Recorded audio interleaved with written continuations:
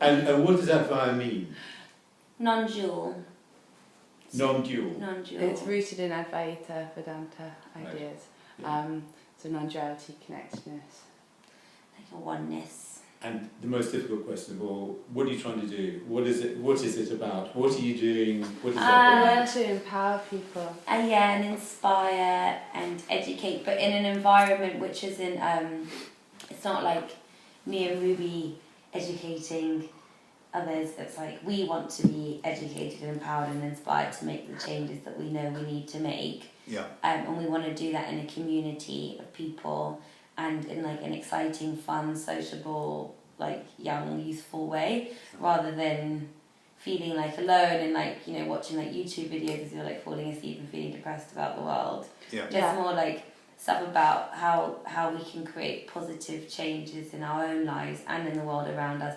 From like the very, very smallest, minutest thing, like maybe in a yoga practice, just moving your arm in a way that's better for your body, to like, I don't know, like stopping buying plastic bottles.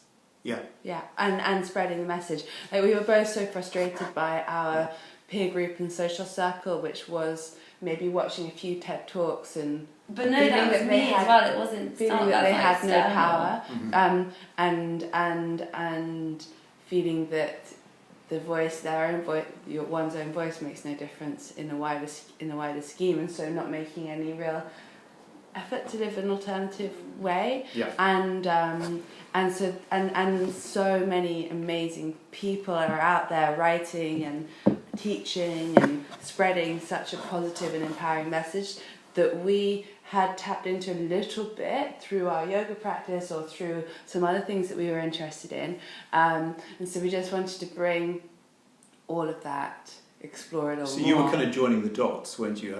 But it's as you say, there is this kind of access which is perhaps unknown. So a lot of people, really didn't know how to get to what they ultimately really benefited from. Yeah, so you provided that bridge in a way, didn't you? Yeah, and a lot of things that we were experiencing, like we were very inspired by Satish Kumar and Resurgence Trust and Schumacher College and Vinton Foundation and everything that they were doing, but the people that we were mixing with had never heard of what they were doing, or it was not financially exchanged now because Resurgence are doing very much of more affordable talks and things, but previously there just felt like the access wasn't really there for a lot of people. So then we started to invite speakers and provide tickets that were much more affordable and things like this. Great. So because even people who got loads of money, and who were really wealthy, find it so hard to spend money on something like an environmental talk or something that's actually personally healing. Like it's only if they're gonna leave feeling like they've beaten their body to the ground or that they feel like it's money well spent kind of thing. And so it's quite it's interesting. Hence the Bikram yoga too, isn't it? Yeah. It really is. And also that was another of our reasons behind it, was that the yoga scene or the health wellness can be so inward looking and so self-obsessed and rooted in almost a sense of vanity and the then identity ego, which is so ironic and then the environmental movement was the complete burnt out opposite. activists not caring for themselves in any way and just or their running peers. against a brick wall. So it's kind of bringing those two together. Yeah, and find a spiritual activism, a healing practice for your inner and outer world. Wonderful. Yeah. I mean, you must get wonderful feedback, I'd imagine. Yeah. From very grateful punters. Yeah. Because they're being introduced to all of these extraordinary talks very... and all these wonderful people. You're both yoga teachers, aren't you? Yeah. And do you both practice the same kind of yoga? Which one do you, Christabel? Which one?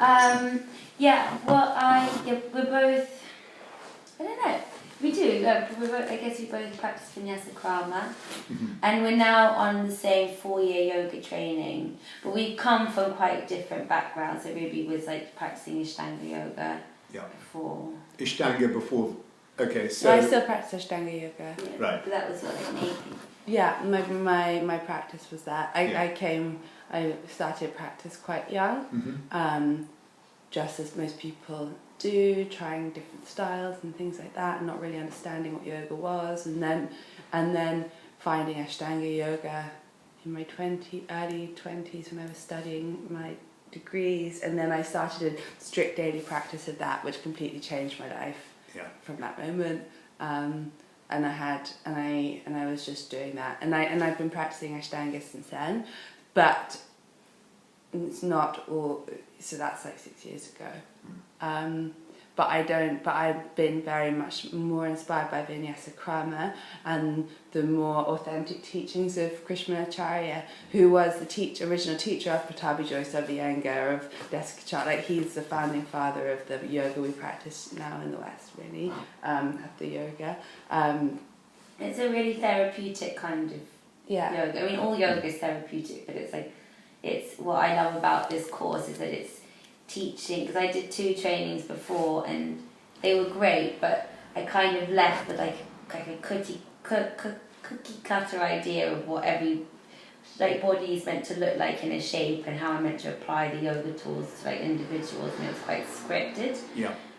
The way I was teaching, and then so this really deep and layered training that we're doing over 4 years is teaching us about the yoga tools, and then how to apply it to the particular individuals, because there's a yoga practice for everyone anywhere in the world. You can make it however, but it's how can we get that person to heal most efficiently, and then to be the best part, because it's a healing practice for yourself is the most selfless thing you can do, so that you can be a fully functioning happy member of society, and uphold the peace or harmony, and allow you to feel that you're very best.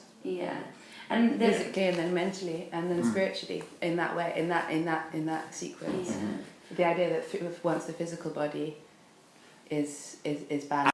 So, highlights of the last few months, the talks, which ones have you felt have gone particularly well? Which ones do you feel resonated the most with people? I loved Satish Kumar, Molly Scott Cato, and Craig Bennett at UCL. We filled the auditorium with students. We charged £3 entry tickets, and it was so inspiring. It was so activist. There was hardly any facts. It was all about being an activist. And Satish did the most riling talk, telling everybody to vote for the Green Party, sign up to Friends of the Earth. Craig Bennett did an amazing motivating speech. Molly Scott Cato was an amazing representative of politics, which I was so nervous about. But what I thought was cool about it was that you had Craig Bennett giving a kind of activist perspective, Molly Scott giving a political perspective, and then Satish giving a sort of spiritual perspective, but they were all saying the same thing.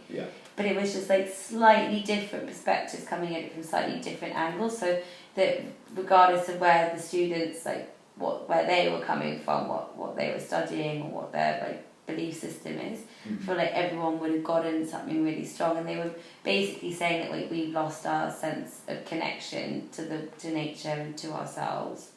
And it was so nice hearing Molly's got politician just talking about that was so cool and exciting, and that's a massive reason why Advaya is called Advaya as well, and why yoga inspired us to do it, was this suddenly realizing that we're part of an intricate web of existence, and not only does that mean that we should be creating change, it means that we can create change, because by us doing one thing different we have a knock-on effect.